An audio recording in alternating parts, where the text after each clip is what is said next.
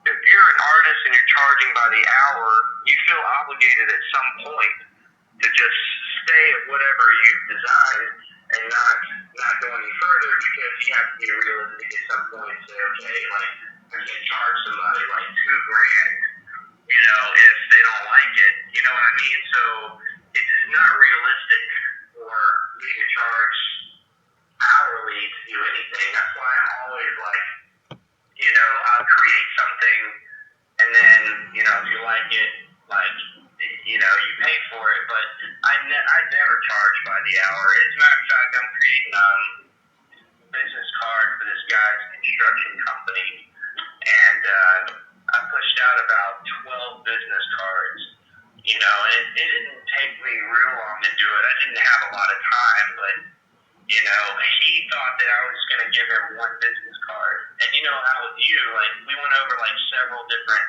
designs and looks and stuff like that. Right. I like options. I don't like for people to just stick with one thing, So, like, I'm actually meeting up with him in a little bit so he can choose which business card he wants to go with or whatever. And I don't know. I gotta get back in the game, dude. Like, I'm rusty. I just put in my transcripts to this local college here in Texas, and I'm hoping to knock out some electives or some core classes, whatever I need in order to go to a university and not have to pay full price.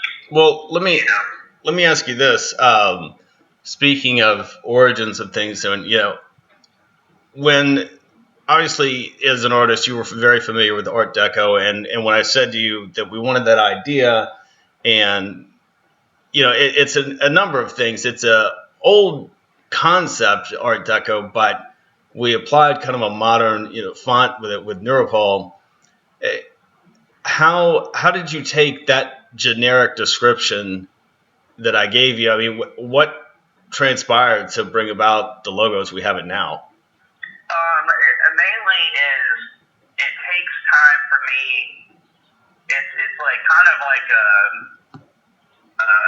power of deduction kind of thing. Like, the more images I show you, the more you say, I like this, I don't like that, or, it starts to create like this idea of deduction of what not to do, so I can start focusing on what I think you would like. A lot of it is kind of like, it's kind of like, not mind reading, because you gave me a lot to work with, but in a sense it's trying to understand your vision, and everybody's vision is completely different. Right. But at the same time, even though everybody's vision is different, there is a level of what's good, what looks good, and what doesn't look good. But what I gave you, I gave you a general direction. I said, okay, the artistic feel, and the symmetry brings that out, because Art Deco is a very symmetrical art form in general. So you had that, and the retro future concept, that I wanted to feel like it could be a neon sign that you see hanging in Blade Runner, but you took that and ran with it a long way and delivered it. Again, aside from the M&S not being emphasized in the first version, you hit the nail on the head the first time. But I understand maybe that was catching lightning in a bottle. That might not happen for you every time, but at the same time, you ran a long ways with that.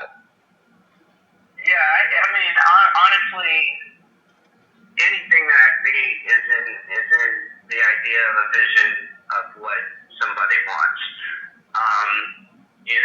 I really do think that sometimes, though, I also think that some people don't even know or realize exactly what it is they want until they see it. And, that goes for me, too, as a creator. I feel like I can get to a point to where I can look at something and say, okay, like, I think you'll like this. And that's what I generally present. But did it help? Do you think it gave you an edge, the fact you and I have known each other since grade school, or did that factor in at all? Absolutely. Knowing, we're friends, but like in general, like if I'm creating stuff for people, a client, you might say, Like this guy who I'm creating a business card for, all that he really gave me was, I don't want it to be too professional in a sense. I want it to be more personal, because he owns his own remodeling company, but it's just him, and he wants to convey that he has a personal, he wants it to be more personal. So, in that sense, I lean less on this slick, modern design, and I lean more on, color and something a little more abstract. And then he's like, I want it to be double-sided. He's like, I want one side just to have my name, and then the other side, I want it to have this information. And I'm the one who convinced him to have a business card, because I'm very much, it's all about presentation. We went out to, I know it sounds crazy, but we went out to a strip club together, and this is when I convinced him he needed a business card, because we're outside, and honestly, a strip club is an amazing place to network. We're outside, and he's talking to Did you see Bill Clinton? There were 3 architects out there, and they were all talking about, one of them owned his own company, one of them was a real estate agent, and the other 2 were architects.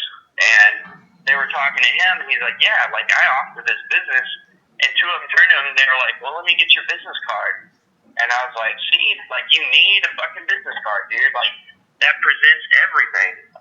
It presents how professional you are, and it presents an image. When somebody sees a website or a logo or a T-shirt or a poster or a business card, that to them, people are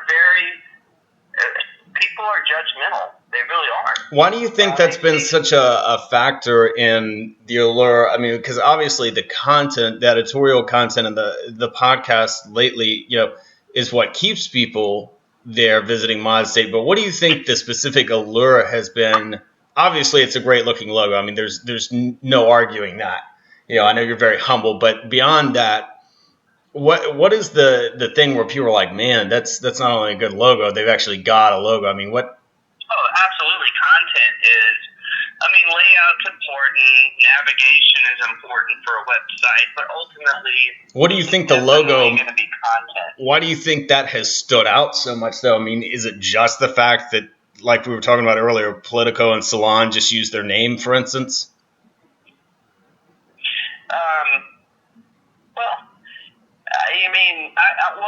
I'm also a firm believer that branding kind of comes second place. Where I think people are very visual, but also at the same time, when it comes to the media world, I think that people are going to see the content, they're going to relate the content to what they see visually, like the logo, and then every time they see that logo, whether it be Politico or The Economist or whatever, they're going to see that Time magazine, and they're going to relate that to, that's credible information. That's a credible source to go to for content. But ultimately, the content is what's going to make the logo popular. So basically, they're going to see the logo, and automatically in time, I mean, it's hard to believe it's almost been a year, but, the 30th of April will be a year since the official launch. So basically, they're going to see that, and subliminally, they're going to go, that's a centrist, non-biased political source. Is that? Yeah, absolutely. Absolutely. They're going to see they're going to see the logo, and I think people are very visual, they're very judgmental, people are going to be like, okay, that looks good, let me see what kind of content they have. Then when they attach themselves to the content, they see that's good, then from then on, every time they see the logo or anything that coordinates with, the content, they're going to immediately say, all right, that's good. That's what I mean. That's what I mean, because obviously we discussed it. The Economist is another one you just brought up that strictly has their text name as a logo. And I'm not trying to take a dump on any of those publications that have that. That's The Economist isn't trying to be ModState, and we're not trying to be The Economist.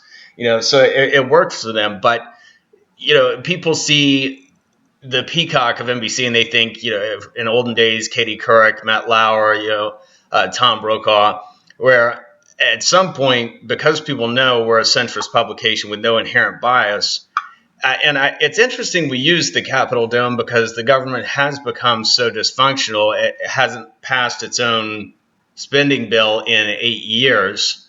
They've just done continuing resolutions. So it's interesting that we chose that, and it's being associated with government working is what's interesting about it. That's kind of a strange time, don't you think? Yeah, absolutely. I mean, if you had a website that was for gaming, and if you saw this logo, you would feel like there's a bit of a disconnection. Or if it was fashion, you would feel like there's a bit of a disconnection. But I feel like it has a strong connection because you can tell immediately that it has something to do with our government, our nation, and then it breaks down into whatever category that resembles politics. What do you think it says about not just ModState, but the readership as a whole, that it mostly has conjured up positive connotations, the Capitol Dome being on there? Because, the media is at 4 or 5% approval. Congress it floats between 13 and 14% approval. That's bad.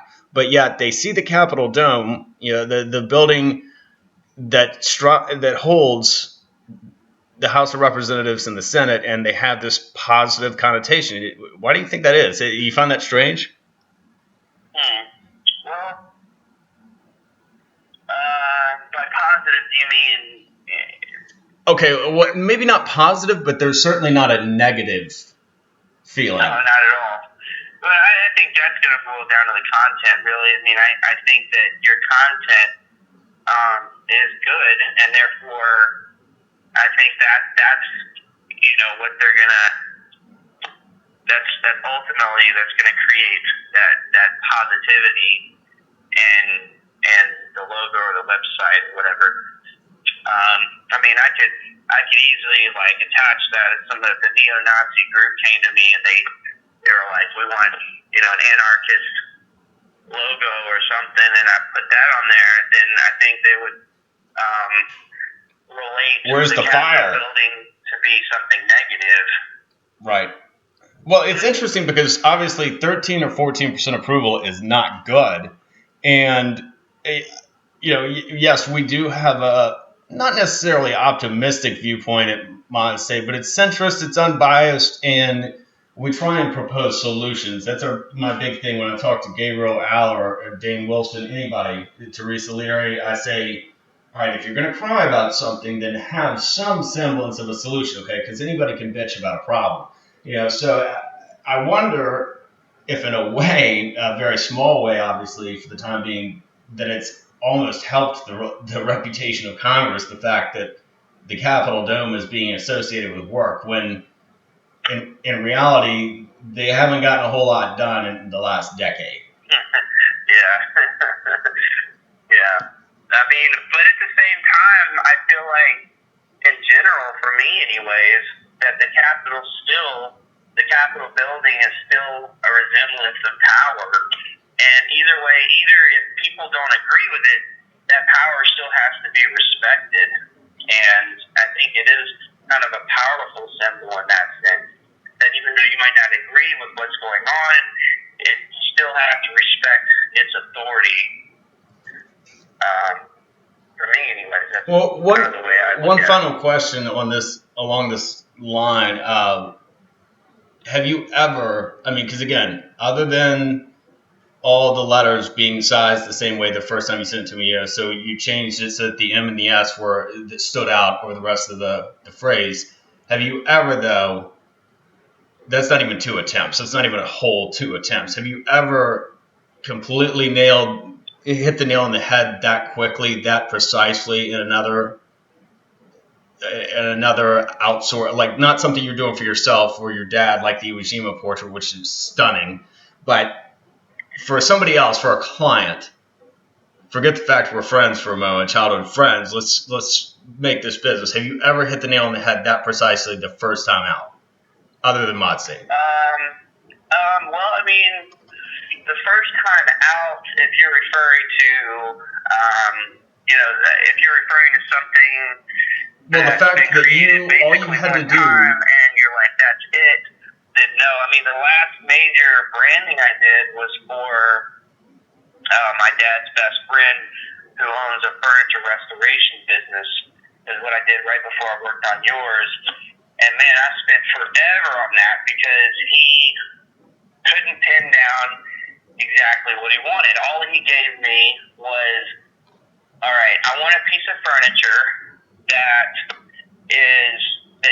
you look at it as a logo. He's like, you look at it, you don't know it's a piece of furniture until you spend a few seconds, and then you're like, oh, okay, that's a piece of furniture, that's a chair. And so I was like, wow, he wants something abstract, but at the same time, this guy who's talking to me is extremely OCD, is extremely anal, is extremely a perfectionist. So how do you create something abstract for somebody who's a perfectionist? It was a real challenge. I should say so. I mean, so it was probably a little time, but have I ever been able to pull something out, working on it for a little bit, messing around with it, and boom, it came to be? No, like a lot of times it takes a long time for me to hone down what someone's vision,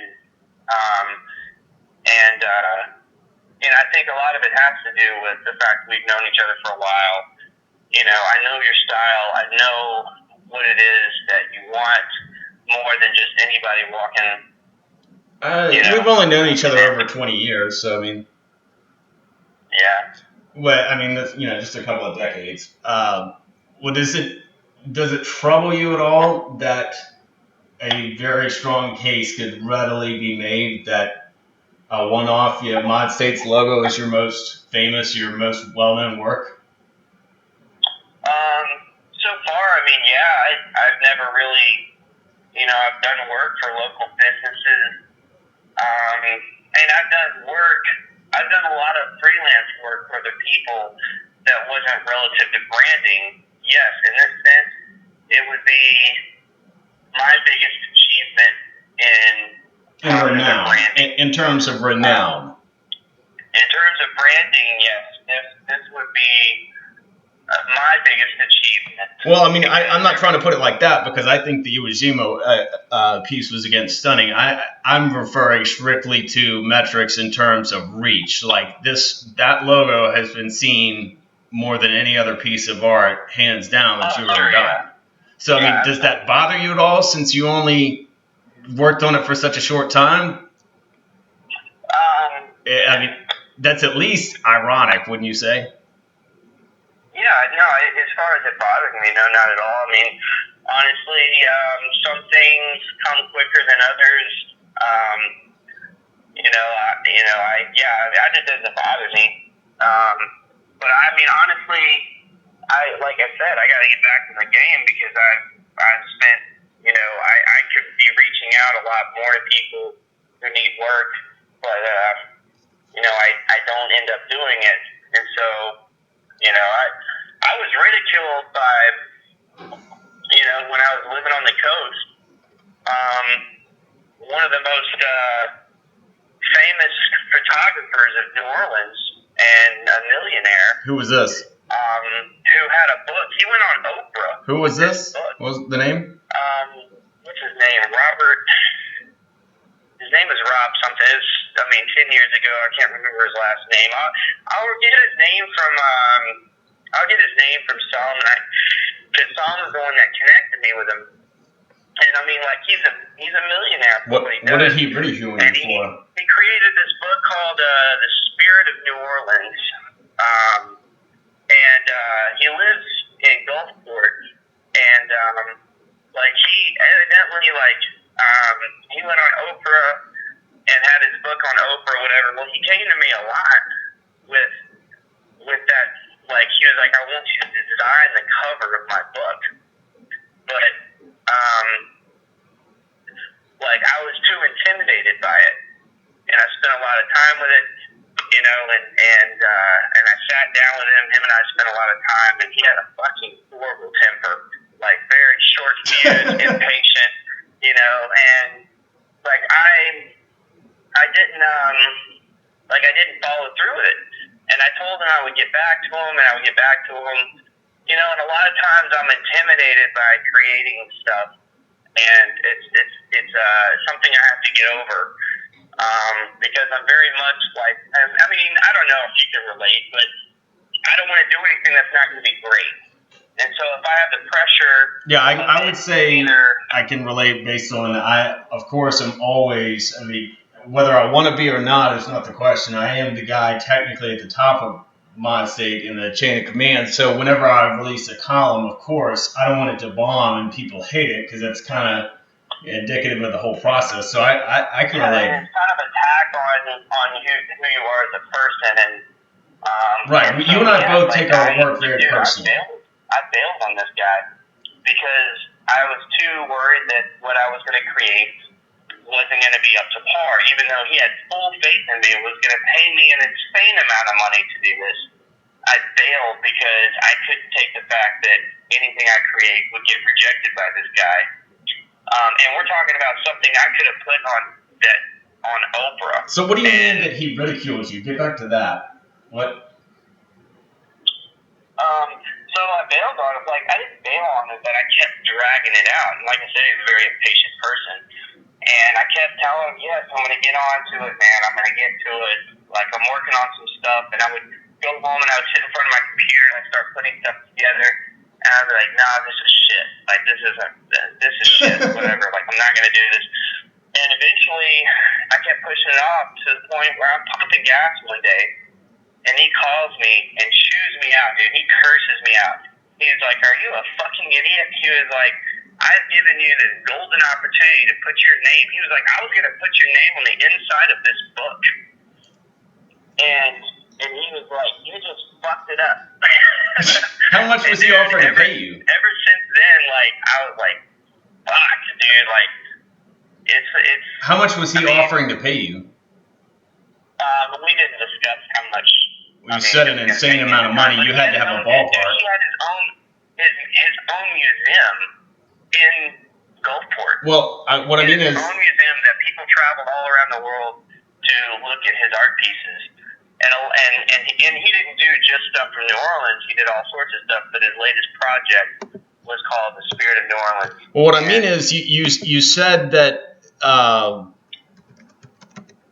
You said that it was an insane amount of money, so clearly, I mean, you had a ballpark. I mean, what was the basic intimation from him? I mean, it was going to be several thousand for what he was offering me to do, because his book was already about to be published. And so, I mean, he told me that's what he told my brother, but we never discussed personally how much he was going to pay me. And so I was too intimidated by it. I didn't think anything I was going to create was going to be good enough. And I was just then on the brink of really designing. And this was back in like 02 and 03 when I was still living in Hattiesburg and you were living in Gulfport? Yeah, it was right when I moved down there. So it was right after you and I both graduated high school. Yeah, you knew me. Like, I wasn't, like, full-fledged. Like, I didn't even have my own computer when I lived in Hattiesburg. So, the thing that I did, though, is I worked for the Laurel Leader Call, and I did the yearbook, which one, I mean, it came, like, believe it or not, yearbooks have their own rating. And Jones County Junior College came in number 1 Free State of Jones in the state for college yearbook. I've forgotten you did that. College to be funded enough money for me to go from black and white yearbook to the next year when I wasn't at Jones for it to be full color. And so I had kind of a portfolio, and that's what he based his decision on, whether or not he thought I was capable of actually completing the book. He didn't just have any blind faith in me. He saw, a lot of the stuff that I did. So, do you think now that, I mean, we're heading on a year and your work has been seen, 16% of our readership is in, don't ask me why, but it's in England. Do you think that this process and having such a success that, this year as we start putting out dividend checks, do you feel like this whole deal with ModState has given you more confidence? I mean, because you may not admit to, but you clearly hit a home run. It was a Hail Mary. I mean, it's made you believe a little more in yourself, at least, I hope? Yeah, no, absolutely. I mean, every time I complete a project, I'm given more confidence, and my only confidence comes from the results of my work and reality. I'm very much a pessimist when it comes to any success that I have. And so, I think that's what kind of helps me fine-tune what I do, is because I can assure you I'm way more critical of my work than anyone else. I know, you're incredibly humble. I mean, but what you're saying is definitely, definitely a boost in confidence, not ego, because my ego's never. There's a difference in arrogance and confidence.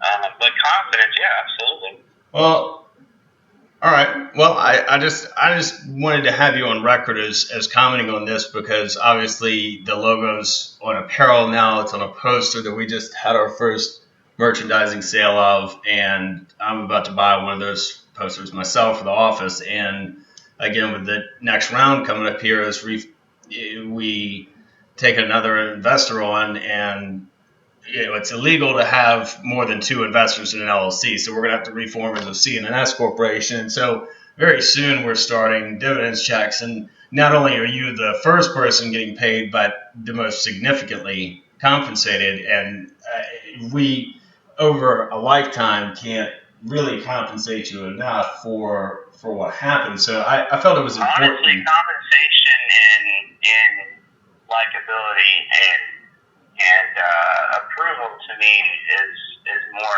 I don't consider myself to be pursuing any sort of monetary gain until I go to college and actually walk away with a degree and say, all right, I can actually sit down and pursue any sort of monetary gain. Until then, my goal is to get any sort of approval or recognition for anything that I do, because that's what's going to keep me,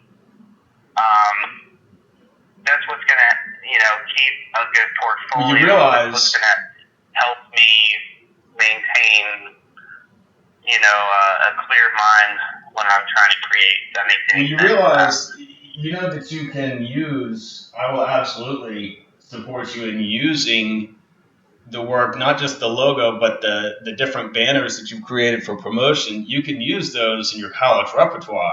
I mean, you've already got an array of things that you've done with ModState that absolutely I'll sign off on you should use in your college portfolio and your career, but it's not going to be when you get out of college. I hate to break that to you, but you're going to get paid sooner than that. And I hope you don't make me just go by the bank and deposit it, because you can't take money out of somebody's account without them letting you, but I can deposit it.